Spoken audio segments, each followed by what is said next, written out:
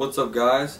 Today I'm doing another shoe review, and this is, of course, I'm doing before and after I skate them. So let's start off with the shoe. This is the before part. We have a Nike SB box, and I got the Eric Koston's new Nike SB signature model shoe. Get a close-up of that. So yeah, this shoe is pretty tight. Eric Koston's, he's not one of my most favorite skaters, but he's got a pretty tight shoe, I must say. And this is actually the first Nike SB shoe I've gotten, and I think I chose well.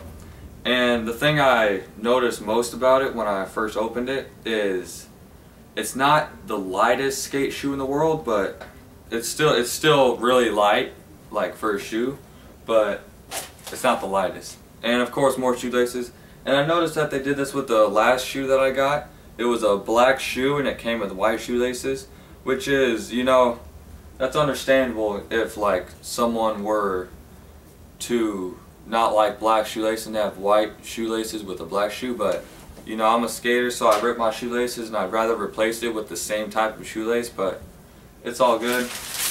And yeah, that's about all that came in the box. I do predict that they will last, maybe right now it is July 11th, and right after this part I'm gonna go out and skate in them, and I think they will last me about 2.5 months, same as my last shoes.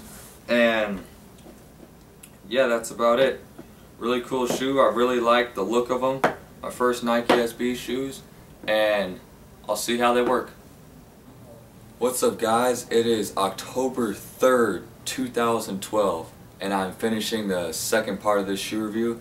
And one thing, well actually a couple things that I didn't say in the first part of the video is that I also bought the blue pairs of Nike SB Eric Koston shoes, and I got the blue and black pairs. And the reason I got the blue pairs is, and no, it's not purple. Sometimes they look like that in certain lighting on camera and stuff, but this is the blue.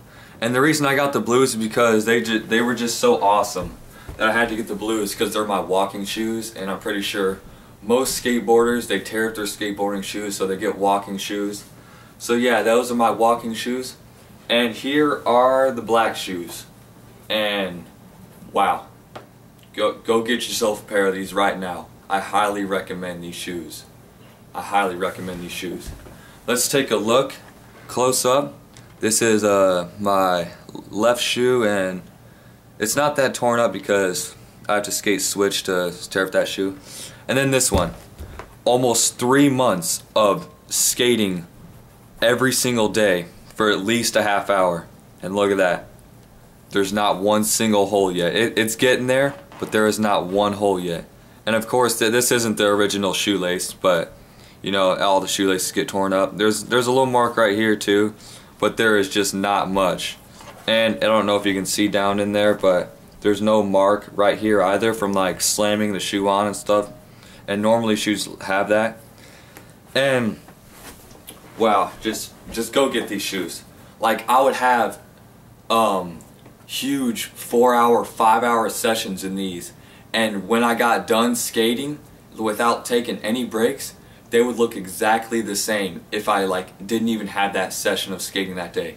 Like, I put them on right when the session started, and then right when I took them off, they looked exactly the same, like nothing even happened. I didn't even skate that day. It's just incredible.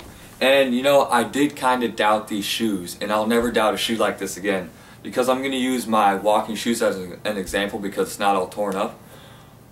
Shoes with extra padding in the front area around here, it's harder to push inside, and for shoes that don't have extra padding, you can just push right inside of it, and you know, it's not as hard. So you think it wouldn't last as long or as longer, but that is actually the complete opposite, because as you can see, almost 3 months of skating this, and I do not have any holes. It's getting close, but I do not have any holes.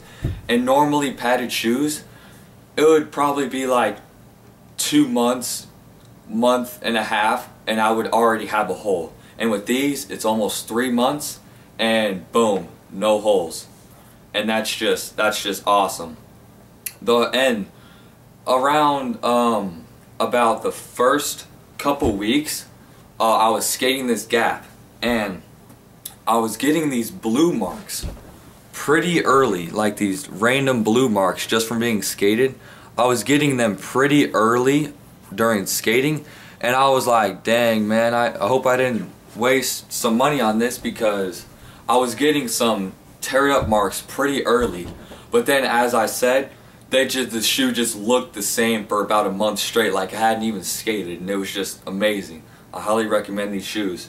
And they're the black ones I got them for $63, and for $63, this is a good shoe.